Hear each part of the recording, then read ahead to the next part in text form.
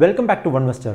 എൻ്റെ പ്രീവിയസ് എപ്പിസോഡിൽ ഞാൻ പറഞ്ഞിരുന്നു ഈ സ്റ്റോക്ക് മാർക്കറ്റ് ക്രാഷിൻ്റെ സമയം എന്ന് പറയുന്നത് നമുക്ക് ഹൈ ക്വാളിറ്റി സ്റ്റോക്സിലും അതുപോലെ നല്ല മ്യൂച്വൽ ഫണ്ട്സിലും ഇൻവെസ്റ്റ് ചെയ്യാൻ പറ്റിയ നല്ല സമയമാണെന്നുള്ളത്. അതുപോലെ തന്നെ ഞാൻ പറഞ്ഞിരുന്നു നമ്മൾ ഇൻവെസ്റ്റ് ചെയ്യുന്നത് ഹൈ ക്വാളിറ്റി സ്റ്റോക്സിലാണെങ്കിലും നമ്മൾ ഫേസ് ചെയ്യാൻ പോകുന്ന ഒരു ചാലഞ്ച് എന്ന് പറയുന്നത് സെക്ടർ റൊട്ടേഷൻ ആണെന്ന്. കാരണം ഹൈ ക്വാളിറ്റി സ്റ്റോക്സ് ഇപ്പം ട്രേഡ് ചെയ്യുന്നത് മൾട്ടി ഇയർ ലോ വാല്യൂഷനിലാണ്. പക്ഷേ നിങ്ങൾ ഇൻവെസ്റ്റ് ചെയ്യുന്നത് ഹൈ ക്വാളിറ്റി സ്റ്റോക്സിലാണെങ്കിലും ലോങ് ടേമിൽ നിങ്ങൾ ഫേസ് ചെയ്യാൻ പോകുന്ന ചാലഞ്ച് എന്ന് പറയുന്നത് സെക്ടർ റൊട്ടേഷൻ ആണ്. ഈ സ്റ്റോക്ക് മാർക്കറ്റ് ക്രാഷിൽ നിഫ്റ്റിയുടെ പി മൾട്ടിപ്പിൾ ഓൾമോസ്റ്റ് 5 വർഷത്തെ ലോവസ്റ്റ് ലെവലിലാണ് എത്തിയിരിക്കുന്നത്. അതുകൊണ്ട് തന്നെ ഓൾമോസ്റ്റ് എല്ലാ സ്റ്റോക്സിൻ്റെയും അതുപോലെ എല്ലാ സെക്ടേഴ്സിൻ്റെയും വാല്യൂഷൻ എന്ന് പറയുന്നത് ഇപ്പം അട്രാക്റ്റീവ് ആണ്. സോ ഇപ്പം നിങ്ങൾ ഹൈ ക്വാളിറ്റി സ്റ്റോക്സിൽ ഇൻവെസ്റ്റ് ചെയ്യുകയാണെങ്കിൽ അതിൽ നിന്ന് റിട്ടേൺസ് കിട്ടാനുള്ള ചാൻസ് എന്ന് പറയുന്നത് ഭയങ്കര കൂടുതലാണ്. കാരണം മാർക്കറ്റ് എപ്പോഴെങ്കിലും റീകവർ ചെയ്യുമ്പോഴത്തേക്ക് ഈ ഹൈ ക്വാളിറ്റി സ്റ്റോക്സ് ആയിരിക്കും ആദ്യം ബൗൺസ് ചെയ്യുന്നത്. പക്ഷേ നിങ്ങൾക്ക് എബോവ് ആവറേജ് റിട്ടേൺ കിട്ടണമെന്നുണ്ടെങ്കിൽ അടുത്ത ബുൾ മാർക്കറ്റിലെ ലീഡേഴ്സിൽ വേണം ഇൻവെസ്റ്റ് ചെയ്യാനായിട്ട്. ഓരോ പുതിയ ബുൾ മാർക്കറ്റിലും കുറച്ച് ലീഡിംഗ് സ്റ്റോക്സും ലീഡിംഗ് സെക്ടേഴ്സും കാണും. അതുപോലെ പ്രീവിയസ് ബുൾ മാർക്കറ്റിലെ ലീഡിംഗ് സ്റ്റോക്സ് ഏതായിരുന്നോ അല്ലെങ്കിൽ സെക്ടേഴ്സ് ഏതായിരുന്നോ അത് യൂഷ്വലി അണ്ടർ പെർഫോം ചെയ്യാനാണ് ചാൻസ് കൂടുതൽ. സോ യൂഷ്വലി ഒരു പുതിയ ബുൾ മാർക്കറ്റിൽ പ്രീവിയസ് ബുൾ മാർക്കറ്റിലെ ലീഡിംഗ് സ്റ്റോക്സ് ഒന്നുകിലും നെഗറ്റീവ് റിട്ടേൺസ് ആയിരിക്കും തരുന്നത് അല്ലെങ്കിൽ സീറോ റിട്ടേൺസ് ആയിരിക്കും തരുന്നത്. അതിൻ്റെ കുറച്ച് എക്സാമ്പിൾസ് ആണ് 2015 ഫാർമ സ്റ്റോക്സും അതുപോലെ 2008 റിയൽ എസ്റ്റേറ്റും അതുപോലെ 2000 IT സ്റ്റോക്സും. അതിനർത്ഥം നിങ്ങൾ ഇൻവെസ്റ്റ് ചെയ്യുന്നത് ഹൈ ക്വാളിറ്റി സ്റ്റോക്കിലാണെങ്കിലും ശരി അല്ലെങ്കിൽ സെക്ടറിലാണെങ്കിലും ശരി നിങ്ങൾ എൻ്റർ ചെയ്ത സമയം എന്ന് പറയുന്നത് ഒരു സൈക്കിളിൻ്റെ പീക്കിലാണെങ്കിൽ നിങ്ങൾക്ക് കൂടുതൽ കാലം വെയിറ്റ് ചെയ്യേണ്ടി വരും അതിൽ നിന്ന് നല്ലൊരു റിട്ടേൺസ് കിട്ടാനായിട്ട്. ഇന്നത്തെ എപ്പിസോഡിൽ 2 പാർട്സ് ആണുള്ളത്. ആദ്യത്തെ പാർട്ടിൽ സെക്ടർ റൊട്ടേഷനെ പറ്റിയാണ് പറയുന്നത്. രണ്ടാമത്തെ പാർട്ട് ഇന്ത്യൻ സ്റ്റോക്ക് മാർക്കറ്റിൽ 92 മുതൽ ഇന്ന് വരെയുള്ള ബുൾ മാർക്കറ്റുകളുടെയും ബെയർ മാർക്കറ്റുകളുടെയും ഒരു ഹിസ്റ്ററിയാണ്. സോ ആ ബുൾ മാർക്കറ്റുകളിലൊക്കെ ലീഡിംഗ് സ്റ്റോക്സോ അല്ലെങ്കിൽ ലീഡിംഗ് സെക്ടേഴ്സോ ഏതാണെന്നുള്ളതും ഞാൻ മെൻഷൻ ചെയ്യുന്നതായിരിക്കും. ഓരോ ബുൾ മാർക്കറ്റിലും കുറച്ച് ലീഡിംഗ് സെക്ടേഴ്സ് കാണും. ആ സെക്ടേഴ്സിലുള്ള കുറച്ച് സ്റ്റോക്സ് ആയിരിക്കും ആ ബുൾ മാർക്കറ്റിൽ ഏറ്റവും നന്നായിട്ട് റിട്ടേൺസ് പ്രൊവൈഡ് ചെയ്തിട്ടുള്ളത്. മാത്രമല്ല ഒരു പുതിയ ബുൾ മാർക്കറ്റിൽ പ്രീവിയസ് ബുൾ മാർക്കറ്റിലെ ലീഡിംഗ് സ്റ്റോക്സ് ഏതൊക്കെയായിരുന്നോ ആ സ്റ്റോക്സ് ഒക്കെ യൂഷ്വലി അണ്ടർ പെർഫോം ആണ് ചെയ്യാറ്. അതായത് 2020 അവസാനിച്ച ഈ ബുൾ മാർക്കറ്റിൽ ഏറ്റവും നല്ല റിട്ടേൺസ് പ്രൊവൈഡ് ചെയ്തിരിക്കുന്ന സ്റ്റോക്സ് ഏതാണോ അതായിരിക്കത്തില്ല അടുത്ത ബുൾ മാർക്കറ്റിൽ ഏറ്റവും നന്നായിട്ട് പെർഫോം ചെയ്യാൻ പോകുന്നത്. 2020 ഏറ്റവും നല്ല റിട്ടേൺസ് പ്രൊവൈഡ് ചെയ്തിരിക്കുന്ന സ്റ്റോക്സ് ഇനി അടുത്ത ബുൾ മാർക്കറ്റിൽ ഒന്നുകിൽ അത് താഴോട്ട് തന്നെ ആയിരിക്കും പൊയ്ക്കൊണ്ടിരിക്കുന്നത്, അല്ലെങ്കിൽ ചിലപ്പം അണ്ടർ പെർഫോം ആയിരിക്കും ചെയ്തുകൊണ്ടിരിക്കുന്നത്, അല്ലെങ്കിൽ മേ ബി സൈഡ് വൈസ് ആയിരിക്കും പൊയ്ക്കൊണ്ടിരിക്കുന്നത്. പക്ഷേ എന്നാലും കുറച്ച് സ്റ്റോക്സിനോ അല്ലെങ്കിൽ കുറച്ച് സെക്ടേഴ്സിനോ എക്സെപ്ഷൻസും കണ്ടേക്കാം. ഫോർ എക്സാമ്പിൾ HDFC ബാങ്ക് എന്ന് പറയുന്നത് 2003 മുതൽ 2008 വരെ നീണ്ടു നിന്ന ബുൾ റണ്ണിൻ്റെ ഒരു ലീഡിംഗ് സ്റ്റോക്കായിരുന്നു. അതിനുശേഷം സ്റ്റോക്ക് മാർക്കറ്റ് ക്രാഷ് ചെയ്തപ്പോഴത്തേക്ക് HDFC ബാങ്കിൻ്റെ സ്റ്റോക്കും ഒരു 50-60% ആണ് കറക്റ്റ് ചെയ്തിരുന്നത്. പക്ഷേ ആ കറക്ഷന് ശേഷം HDFC ബാങ്കിൻ്റെ സ്റ്റോക്ക് റീകവർ ചെയ്തു എന്ന് മാത്രമല്ല അടുത്ത 2 ബുൾ റണ്ണിലും അത് പാർട്ടിസിപ്പേറ്റും ചെയ്തു. അതായത് 2015 അവസാനിച്ച ഒരു ബുൾ റണ്ണിലും അത് പാർട്ടിസിപ്പേറ്റ് ചെയ്തു, ഈ 2020 അവസാനിച്ച ബുൾ റണ്ണിലും അത് പാർട്ടിസിപ്പേറ്റ് ചെയ്തു. അതുപോലെ മറ്റൊരു സ്റ്റോക്കാണ് ITC എന്ന് പറയുന്നത്. ITC എന്ന് പറയുന്നത് 2008 അവസാനിച്ച ബുൾ റണ്ണിലും അത് പാർട്ടിസിപ്പേറ്റ് ചെയ്തു. അതിനുശേഷം 2015 അവസാനിച്ച ബുൾ റണ്ണിലും അത് പാർട്ടിസിപ്പേറ്റ് ചെയ്തു. അതിനുശേഷം ആ സ്റ്റോക്ക് വലിയ റിട്ടേൺസ് ഡെലിവർ ചെയ്തിട്ടില്ല. ഇതുപോലെ അടുപ്പിച്ച് 2 ബുൾ മാർക്കറ്റിൽ പാർട്ടിസിപ്പേറ്റ് ചെയ്യുന്ന സ്റ്റോക്സോ അല്ലെങ്കിൽ സെക്ടേഴ്സ് എന്ന് പറയുന്നത് റെയർ ആയിരിക്കും. കാരണം യൂഷ്വലി സംഭവിക്കുന്നത് എന്താണെന്ന് വെച്ചാൽ ഒരു ബുൾ മാർക്കറ്റിൻ്റെ ലീഡിംഗ് സ്റ്റോക്സ് എന്ന് പറയുന്നത് അടുത്ത ബുൾ മാർക്കറ്റിൽ വലിയ റിട്ടേൺസ് ഡെലിവർ ചെയ്യാറില്ല. മാത്രമല്ല ഒരു ബുൾ മാർക്കറ്റിൻ്റെ ലീഡിംഗ് സ്റ്റോക്ക് എന്ന് പറയുന്നത് അടുത്ത ബുൾ മാർക്കറ്റിൽ ഒരു വാല്യൂ ട്രാപ്പ് ആകാനാണ് ചാൻസ് കൂടുതൽ. വാല്യൂ ട്രാപ്പ് എന്ന് പറഞ്ഞാൽ ഒരു സ്റ്റോക്ക് അതിൻ്റെ ഓൾ ടൈം ഹൈന്ന് ഒരു 50% കറക്റ്റ് ചെയ്ത് കഴിയുമ്പോഴത്തേക്ക് ഇൻവെസ്റ്റേഴ്സ് വിചാരിക്കും അതൊരു വാല്യൂ ബൈ ആണെന്നുള്ളത്. പക്ഷേ സംഭവിക്കുന്നത് എന്താണെന്ന് വെച്ചാൽ ഒരു സ്റ്റോക്ക് 50% കറക്റ്റ് ചെയ്ത് കഴിയുമ്പോഴത്തേക്ക് ചിലപ്പോൾ അത് വീണ്ടും ഒരു 50% കറക്റ്റ് ചെയ്യാനായിരിക്കും പോകുന്നത്. അതിൻ്റെ റീസൺ എന്ന് പറഞ്ഞാൽ ആ സെക്ടർ ഫേസ് ചെയ്യുന്ന എന്തെങ്കിലും പ്രശ്നങ്ങളായിരിക്കാം, അല്ലെങ്കിൽ ആ കമ്പനിയുടെ ഫൈനാൻഷ്യൽസ് ആയിരിക്കാം. ഇനി വാല്യൂ ട്രാപ്സിൻ്റെ കുറച്ച് എക്സാമ്പിൾസ് ഞാൻ തരാം. 2015 അവസാനിച്ച ബുൾ റണ്ണിൻ്റെ 2 ലീഡിംഗ് സ്റ്റോക്സ് എന്ന് പറയുന്നത് സൺഫാർമയും ലൂപ്പിനുമായിരുന്നു. പക്ഷേ 2020 അവസാനിച്ച ഈ ബുൾ റണ്ണിലെ ഏറ്റവും വേഴ്സ്റ്റ് പെർഫോമർ എന്ന് പറയുന്നത് ഈ ഫാർമ കമ്പനീസ് തന്നെയായിരുന്നു. അതിൻ്റെ റീസൺ എന്താണെന്ന് മനസ്സിലാക്കണമെന്നുണ്ടെങ്കിൽ ഈ 2 കമ്പനീസിൻ്റെയും ഫൈനാൻഷ്യൽസ് ചെക്ക് ചെയ്താൽ മതി. 2015 അവരുടെ ഏർണിങ്സ് മാക്സിമത്തിൽ നിന്നത്, അതിനുശേഷം അവരുടെ റവന്യൂവും പ്രോഫിറ്റ്സും താഴോട്ടാണ് പോയിക്കൊണ്ടിരിക്കുന്നത്. അതുപോലെ വാല്യൂ ട്രാപ്പിൻ്റെ മറ്റൊരു വലിയ എക്സാമ്പിളാണ് റിലയൻസിൻ്റെ ADAG സ്റ്റോക്സ് എന്ന് പറയുന്നത്. നിങ്ങൾക്ക് ഓൾറെഡി അറിയായിരിക്കും 2008 അവസാനിച്ച ബുൾ റണ്ണിൻ്റെ ലീഡിംഗ് സ്റ്റോക്സ് ആയിരുന്നു റിലയൻസ് കമ്മ്യൂണിക്കേഷനും റിലയൻസ് ഇൻഫ്രയും റിലയൻസ് ക്യാപിറ്റലൊക്കെ. ആ സ്റ്റോക്സ് ഒക്കെ 2008 ഓൾ ടൈം ഹൈയിലോട്ട് തിരിച്ചു വന്നില്ല എന്ന് മാത്രമല്ല ആ സ്റ്റോക്സ് ഒക്കെ പിന്നെ താഴോട്ട് മാത്രമേ പോയിട്ടുള്ളൂ. അതുപോലെ കുറച്ച് എക്സാമ്പിൾസ് ആണ് സൂസ്ലോണും യൂണിടെക്കും JP അസോസിയേറ്റ്സ് ഒക്കെ.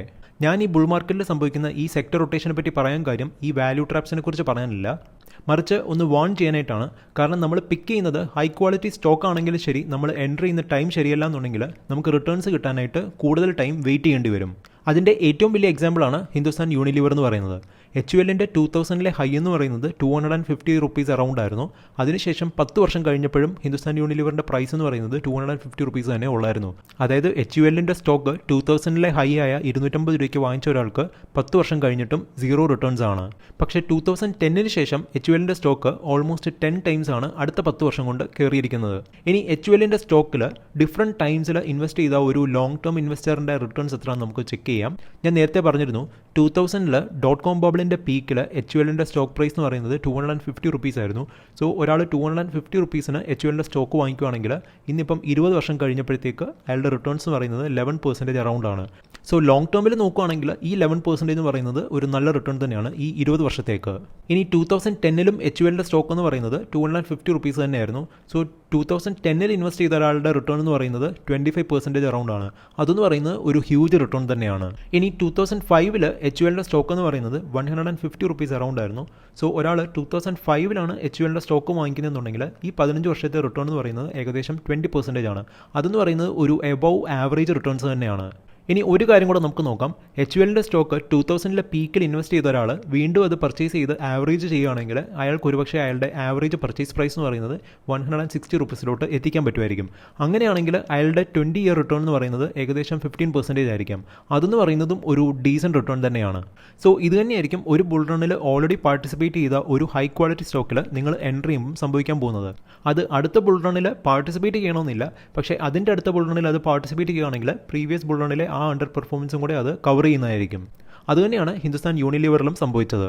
ഞാൻ ഹിന്ദുസ്ഥാൻ യൂണിലിവർ തന്നെ സെലക്ട് ചെയ്യാൻ കാരണം അതൊരു ഹൈ ക്വാളിറ്റി സ്റ്റോക്കാണ്. കാരണം അതിൻ്റെ മാനേജ്മെൻറ്റ് സ്ട്രോങ് ആണ്, ബിസിനസ് സ്ട്രോങ് ആണ്, ബ്രാൻഡ് സ്ട്രോങ് ആണ്. സോ അങ്ങനെയുള്ള ഒരു കമ്പനിയിൽ പോലും നമ്മൾ ഇൻവെസ്റ്റ് ചെയ്താൽ വന്നേക്കാവുന്ന റിസ്കിനെ കുറിച്ച് പറയാനായിട്ടാണ് ഞാൻ ആ സ്റ്റോക്ക് തന്നെ സെലക്ട് ചെയ്തത്. സെക്ടർ റൊട്ടേഷനെ പറ്റി കൂടുതൽ മനസ്സിലാക്കണമെന്നുണ്ടെങ്കിൽ ഇന്ത്യൻ സ്റ്റോക്ക് മാർക്കറ്റിൽ മുമ്പ് ഉണ്ടായിട്ടുള്ള ബുൾ മാർക്കറ്റുകളെ പറ്റിയും ബെയർ മാർക്കറ്റുകളെ പറ്റിയും അറിഞ്ഞിരിക്കണം. സോ ഇനി ഞാൻ പറയാൻ പോകുന്നത് ഇന്ത്യൻ സ്റ്റോക്ക് മാർക്കറ്റിൽ 92 മുതൽ ഇന്ന് വരെയുള്ള ബുൾ മാർക്കറ്റുകളുടെയും ബെയർ മാർക്കറ്റുകളുടെയും ഒരു ഹിസ്റ്ററിയാണ്.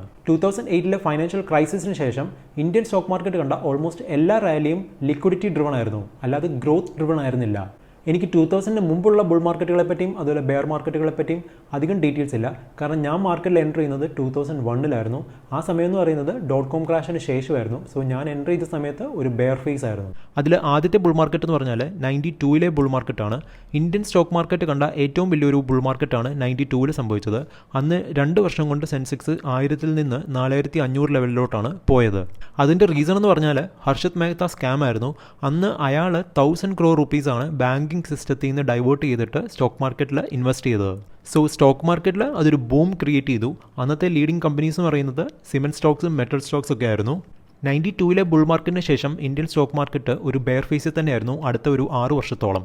പിന്നെ അതിനുശേഷം അടുത്ത ബുൾ മാർക്കറ്റ് സംഭവിക്കുന്നത് 98 സെൻസെക്സ് 2741 ലെവലിൽ നിന്ന് 6150 ലെവൽസിലോട്ടാണ് പോയത് 2 വർഷം കൊണ്ട്. അതിൻ്റെ റീസൺ എന്ന് പറഞ്ഞാൽ ടെക്നോളജി ബൂം ആയിരുന്നു. സോ അന്നത്തെ ലീഡിംഗ് സെക്ടേഴ്സ് എന്ന് പറയുന്നത് IT മീഡിയ ഒക്കെ ആയിരുന്നു.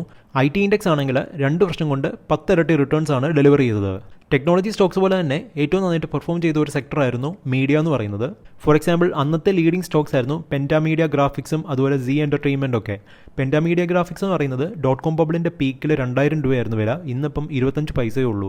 അതുപോലെ സി എൻ്റർടൈൻമെൻറ്റ് എന്ന് പറയുന്നത് .com ബബിളിൻ്റെ പീക്കിൽ 800 റുപ്പീസ് അറൗണ്ട് വില ഉണ്ടായിരുന്നതാണ്, ഇന്നിപ്പം 140 രൂപയേ ഉള്ളൂ. അതായത് ഈ 2 സ്റ്റോക്സും വാല്യൂ ട്രാപ്പ് ആയിരുന്നു എന്ന് വേണം കൺസിഡർ ചെയ്യാനായിട്ട്.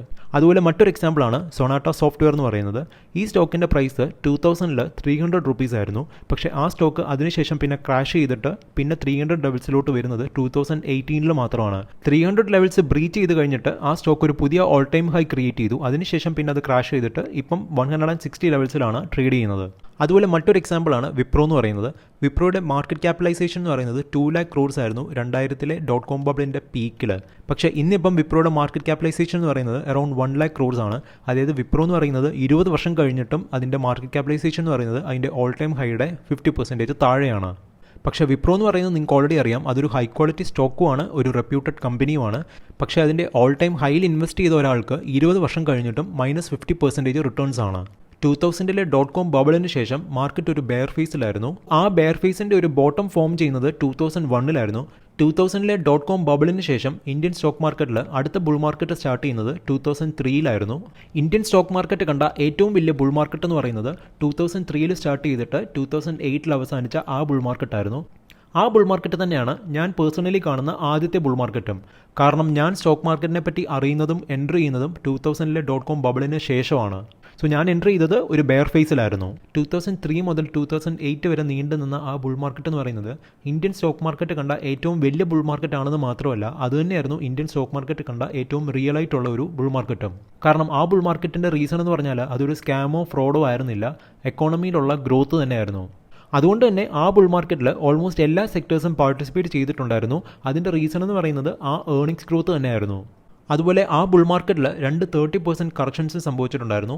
2004 ഒരു 30% കറക്ഷൻ, അതുപോലെ 2006 അഗെയിൻ ഒരു 30% കറക്ഷൻ.